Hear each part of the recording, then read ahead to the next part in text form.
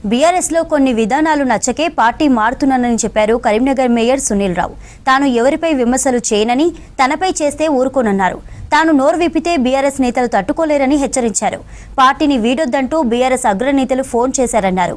కరీంనగర్ అభివృద్ధితో పాటు తన రాజకీయ భవిష్యత్తు కోసమే బీజేపీలోకి వెళ్తున్నానంటున్న మేయర్ సునీల్ రావుతో వెంకటేష్ ఫేస్ టు ఫేస్.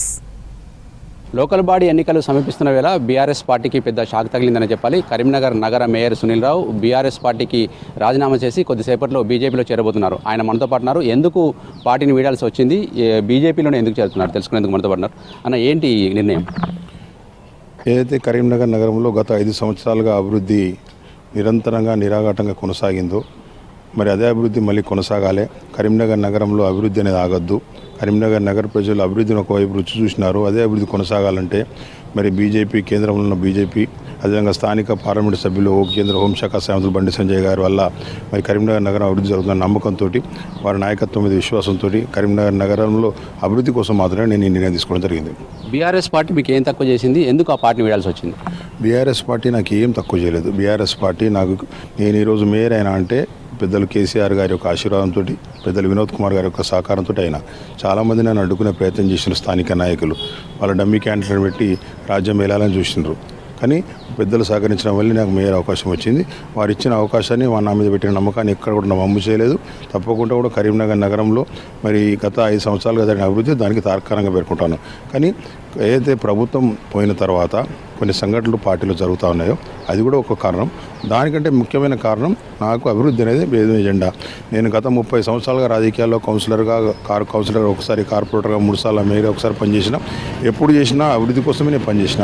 అభివృద్ధి అనేది కావాలి, అభివృద్ధి జరగాలి అనే ఆలోచనతో, ఎందుకంటే అది కేంద్ర ప్రభుత్వంలో వాళ్ళని సహకారం అవుతుంది, రాష్ట్ర ప్రభుత్వం నుంచి నిధులు విడుదలయ్యే అవకాశం లేదు.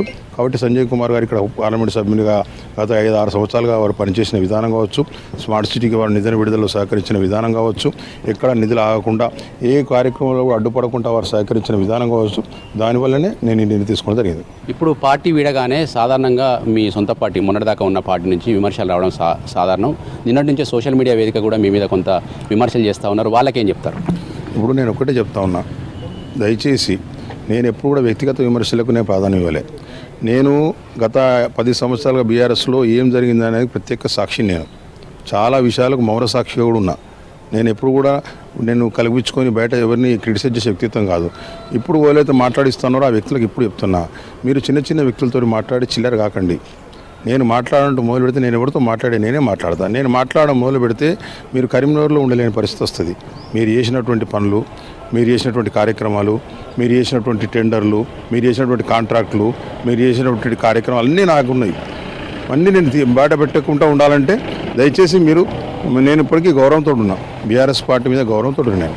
కానీ బీఆర్ఎస్ పార్టీలో నాయకులు ఏమైనా ఇట్లాంటి వ్యవహారం కనుక చేసి స్టార్ట్ చేస్తే నేను తప్పకుండా మాట్లాడాల్సి వస్తుంది.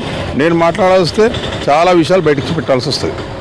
ముఖ్యంగా బీఆర్ఎస్ పార్టీలో మీకు గాడ్ ఫాదర్ లాగా వినోద్ కుమార్ ఉన్నారు. మీకు మేయర్ పదవి రావడం వెనుక కూడా ఆయన హస్తం ఉందని చెప్పారు. స్మార్ట్ సిటీ విషయంలో కూడా ఆయనను చాలా ప్రశంసించారు. ఇప్పుడు ఆయన పేరు కూడా తీయట్లేదు. కనీసం ఆయనకైనా చెప్పారా పార్టీ విడుతున్నట్టు?